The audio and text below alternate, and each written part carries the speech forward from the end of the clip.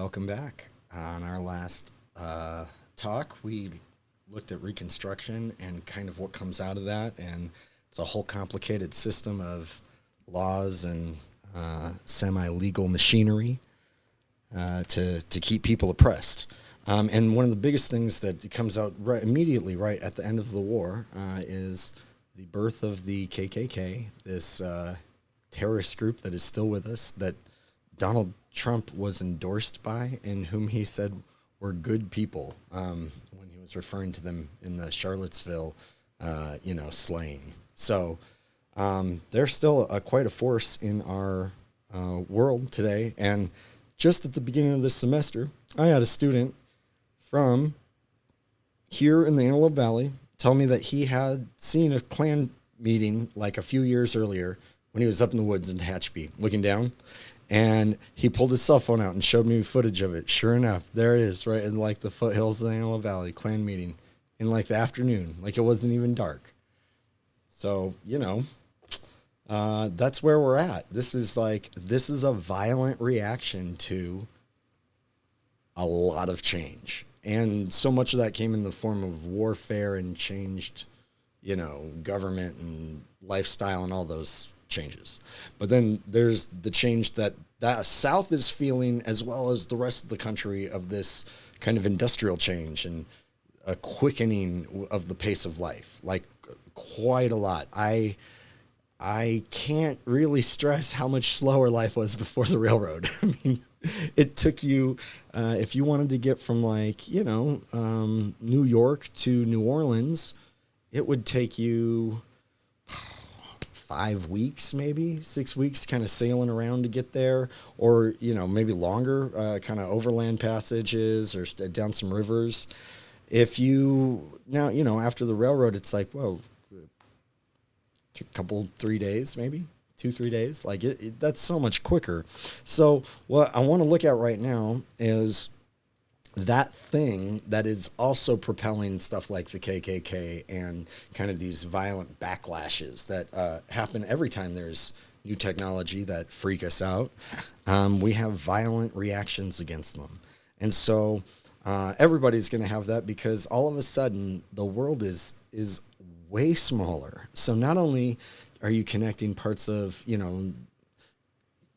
countries or continents together through railroads, but now you're connecting those continents together through things like telegraph cables that are laid under the ocean. And so that's what happens finally in 1866. There were, like the Panama Canal, there were quite a few attempts before it took. So this instantly changes the game about everything. So think about warfare before this, right? Or the Revolutionary War, the War of 1812. People lose. They kind of got to wrap up the battles. Sometimes that takes days or weeks, and then they get a letter out, and it goes across the ocean to, the dignitary or head of state, and then they got to make a decision, and then they'll mail it back, and then maybe there's like a treaty convention set up while all the armies are still all amassed. It's like it's a much slower end to wars than the way that happens now, and the way that happens even by the time you're at the Civil War. It's like this is really the first truly like modern war in the sense of the word. The Crimea War is a little bit there, that happens slightly before this, but it's not, they're not as industrialized and advanced in Turkey and Russia and the Ukraine at this time as America is. So America is an emerging industrial power, and so when industry hits, it hits everywhere, and when war comes, it now has so many more weapons. The train is a weapon. When you can pick troops up and transport them without them having to walk, most of us, I don't know, have you ever thought of that? Like, how do armies move in war? Like now? Well, it's different in different terrain, but a lot of time they're walking. Troops walk. Oh my gosh, they do a lot of walking. So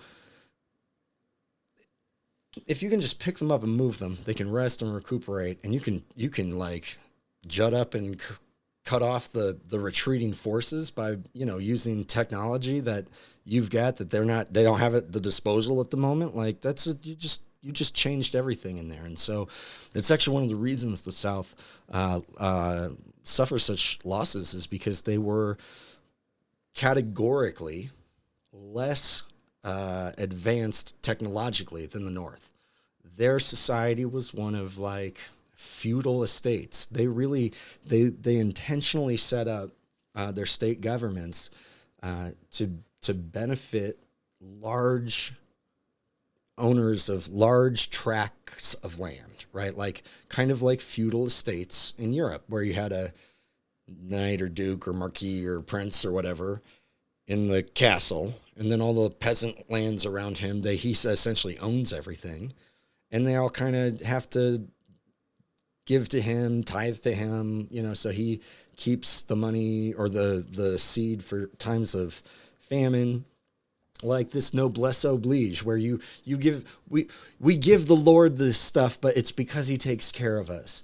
They wanted that kind of society where it's like very stratified. There's lords, there's peasants, there's like maybe some artisans, but it's not like a middle class industrialist capitalist kind of market that's emerging in the Northeast.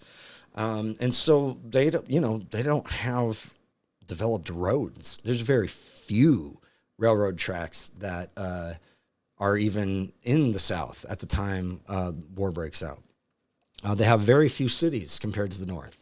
It's agrarian. It's all out in the countryside, and those big manors are like a mile apart. I mean, it's like everybody's spread out, and there's just not a lot of urban activity the way there is in the North. And so they don't have the factories that the North has to produce as much stuff. They have some, but they don't have nearly as much as the South. And so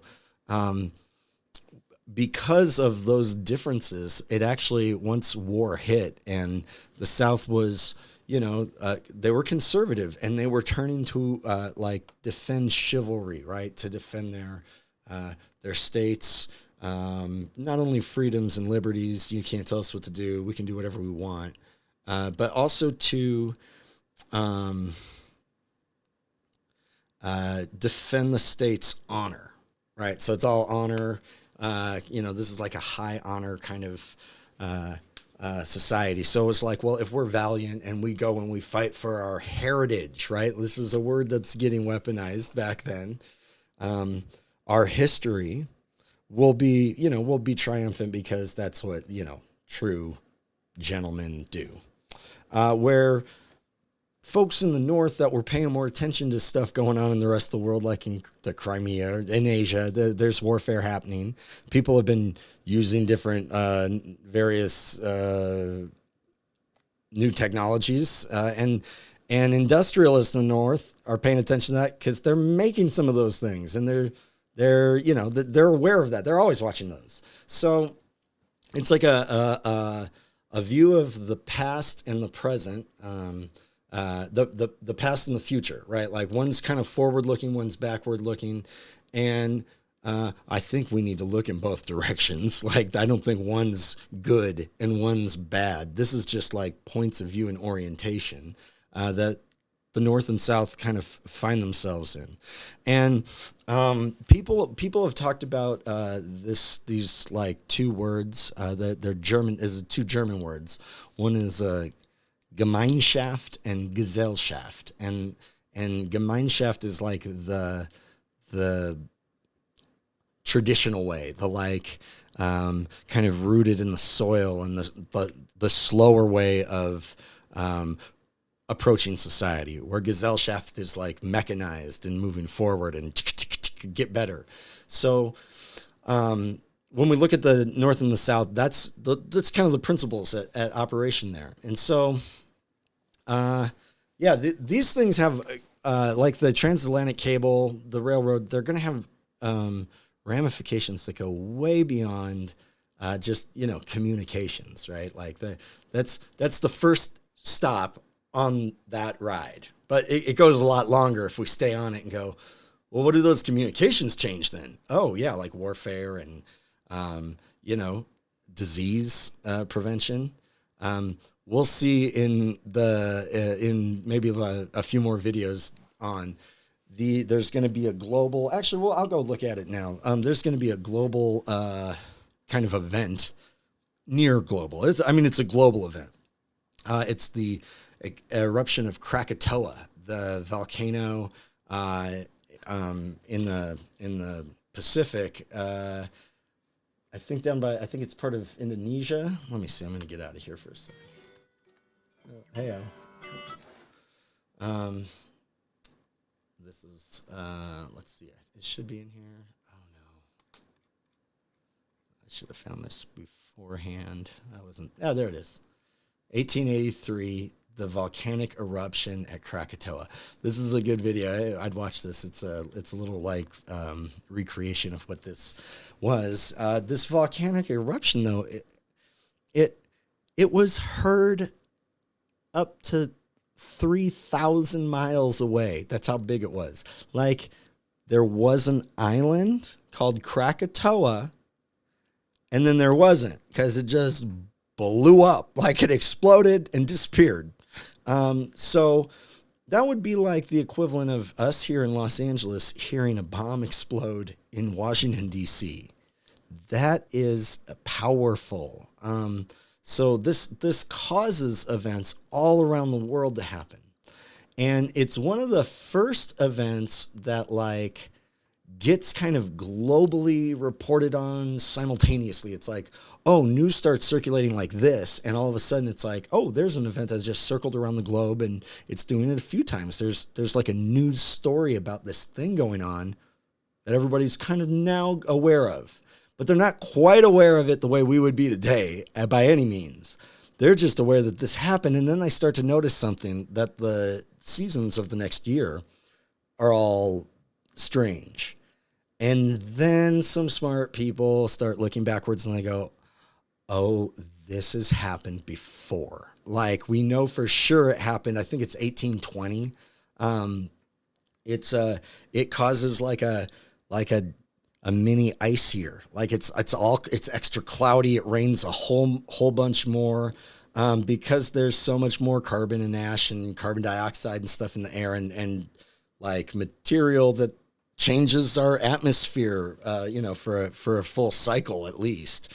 But people didn't know that those things were related until later on, and they could see how they unfold in real time. It's like, oh, that's, oh man, geez, things are really interconnected here. And people couldn't really realize that in the same way. They couldn't observe that. They couldn't make the same kind of scientific observations about time and the nature of our physical world we're in, and kind of the perceptions of that. They did not have the ability to make those kinds of observations until you get like a globally connected ring of communication and a means to like work that out, right? Like Morse code, and then people being able to translate that between languages, which amazingly humans do, right? It's pretty crazy that we figured that out all on our own.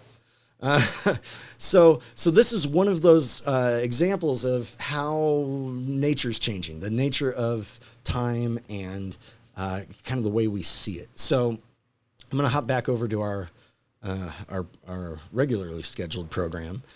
There's a video here I put on the Transatlantic cable that's short, and it's about the terminus, the station in off the coast of Ireland. That's like where the world's met. And think about, like, in 1850, that was kind of like the far edge of Europe. And that's where, you disembark. That's as far in Europe as you can go. And then you're going to another place. And in, 1000 AD, that's like the edge of literally the world for everybody in the Eastern Hemisphere, because they don't know what's out there. And they've heard rumors, but they're like hearing rumors about dinosaurs and dragons and, giants, and you can't really tell what's fact from fiction. And so here, all of a sudden, that spot that was the edge of eternity, and it feels like there's just an abyss between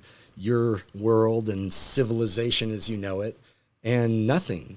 And now when that cable meets its terminus there, it's now stop number one on the global communications loop that's informing everybody about everything. That's a much more warm and friendly place to be than it was 1,000 years ago.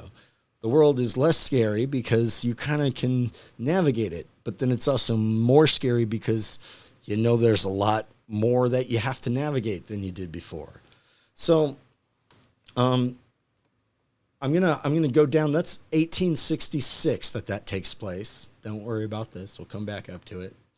In 1869, here's this one is just worth noting that right in that mix, we get the modern QWERTY keyboard, which is scientifically proven not to be the most economic way to type, but it's like a base technology, right? It got there, it's stuck, and we're with it. We still have it today. Even on our thumbs, we type it that way, most of us. I wonder how that will change as people really move further and further away from keyboards, though. Like as text dictation gets more precise, and AI is working at a way that can function like an actual like human assistant. I mean, how many of us are going to type when you could just dictate to your, digital assistant here and actually have it be right? So this is the kind of it's the counterpoint to that. It's the Transcontinental Railroad. It's, okay, we just linked like America and Europe instantaneously. And a little bit before that, we did that to the West Coast because of the gold rush, 1849. We were real quick to try to get a telegraph cable across the country, which is easier than getting a railroad. But, the process of making that railroad had been going on. It had been going on for decades, actually. But now, like, people had plans, and they were debating about it in Congress. And when the Civil War broke out, that's actually a big thing that they were debating, is the route of the railroad. Because, well, if it went through the South, it will benefit the South. And if it goes through the North, it'll benefit the North. And neither of them wanted that for the other one. So they were at a standoff. And so when the South said, we're leaving, Congress didn't stop. They kept meeting. They just didn't have really any opposition. So they passed a whole bunch of laws and things like the Homestead Act that really actually transformed the landscape of America in some significant ways. And we're able to make a lot of progress on it quickly because the country was essentially very busy doing other things, very distracted doing other things. And this was like a way to ensure that you're going to get that economic boondoggle after the war is over. Like, whatever's going to happen, you're going to have that railroad track connecting California and all its gold, and San Francisco with its port to Asia, right? Like, that's if you got that route, you're getting more stuff your way. So, and before the telegraph for 19 months, that's all it ran for. There's 19 months. We had the Pony Express, which is freaking awesome and just crazy. And you can't read about that and go, okay, there is that like image of a kind of like rogue cowboy rider across the prairies is like, it's pretty like drilled into the American historical memory because of the Pony Express. It was so vivid and such an exciting idea and thought, because previous to that, people are on the Oregon Trail, right? They are taking their time to get there. It takes a long time. 300,000 people went on the Oregon Trail, and 90% of them made it. So that's a bad summer. Like 10% of the people, died on your trip. That's, you're starting off rough. But they make it, and the railroad is complete. And what Thomas Jefferson said when Lewis and Clark came back from their, voyage, their survey, and kind of gave this report, he was like, it will take 500 years for Americans to reach and like colonize the West Coast, and through America. But by 1890, that's done. That's closed by 25 years from when our course starts, and there is no railroad. Right, within 25 years from the end of the war, the U.S. Bureau of the Census Bureau and the Department of Interior declare the frontier officially closed. So Thomas Jefferson couldn't imagine that, and he was one of the most brilliant people. John, not talking about his character, just intellectually, he's a very smart person, and he couldn't envision that. But that's because he had very much so a Gemeinschaft view of the past, where he was looking towards the structure and the kind of consistent methodical planning, and indeed he's actually responsible for planning a lot of the way our cities are laid out, because he said, look, in Europe it's crazy, all their cities are laid out like, it doesn't make any sense, because they were built like hundreds and hundreds of years ago, usually off of natural paths. That's not always the best for architecture. So if you've ever been to like Boston in America, in the little old town, the center part, it is just kind of winding. And you're like, why does the street go this way? Oh, that's how the cows used to walk. Okay, well, I guess that's how we do it back then. So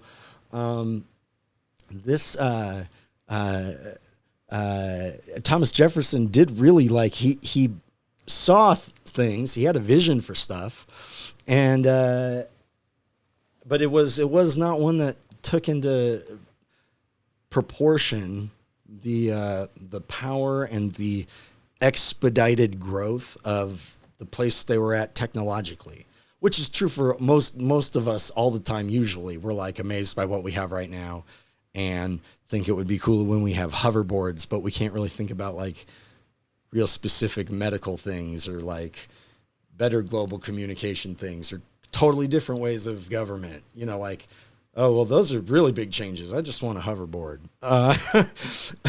So I'm gonna try to play this video on here and talk about it, to just commentate. It's a real short one. It's a TEDx. I have permission to play these, so I hope YouTube does not take this down. I do have permission.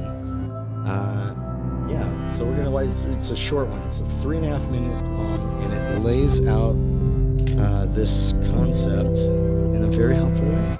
The development and spread of railroads across the United States brought a wave of changes to American life. During the railroad boom, thousands of jobs were created. New towns were born, trade increased, transportation was faster, and the overall landscape of the nation transformed. But perhaps the most interesting change of all is the least known: the establishment of Standard Time.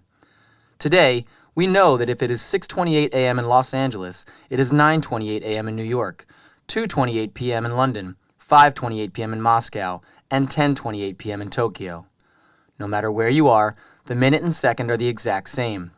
But before the railroads, there was no need for a national or global clock, and each town kept its own local time. So when it was 12 noon in Chicago, it was 12:07 p.m. in Indianapolis, 11:50 a.m. in St. Louis, and 11:27 a.m. in Omaha.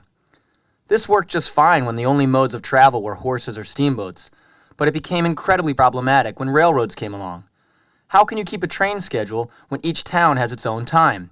And how do you prevent collisions or accidents on the tracks if train conductors are using different clocks? It doesn't really make sense to leave a station at 12:14 p.m., travel for 22 minutes, and arrive at 12:31 p.m. In order to eliminate that confusion, the railroads of the United States and Canada instituted standard time zones on November 18, 1883 at noon. It allowed the railroad companies to operate more effectively and reduce deadly accidents. The American public, however, was not so quick to embrace this new change, as many cities continued to use their own local time. Resistance was so strong that in some towns, clocks would show both the local time and the railway time. Imagine this conversation. "Pardon me, sir, do you have the time?" "Why, yes. Which do you need?" "It is 12:13 local time and 12:16 railway time." Ultimately, the logic of keeping a standard time prevailed, and the United States government made time zones a matter of law with the Standard Time Act on March 19, 1918. Since then, there have been numerous changes to the time zones, but the concept of standard time has remained. But the United States was actually not the first to develop standard time. The first company to implement the use of standard time was the Great Western Railway in 1840 in Britain, and by 1847, most British railways were using Greenwich Mean Time, or GMT. The British government made it official on August 2, 1880, with the Statutes or Definition of Time Act. But while Britain may have been the first to establish standard time, it is Asia and the islands of the South Pacific that enjoy the first hour of each new day. The International Date Line passes through the Pacific Ocean on the opposite side of the Earth from the prime meridian in Greenwich where, thanks to trains, standard time was first used. Trains have evolved over the years and remain a prominent form of transportation and trade throughout the world. And from the New York City subways to the freight trains traveling across the Great Plains to the trolleys in San Francisco, they all know exactly what time it is. And thanks to them, we do too.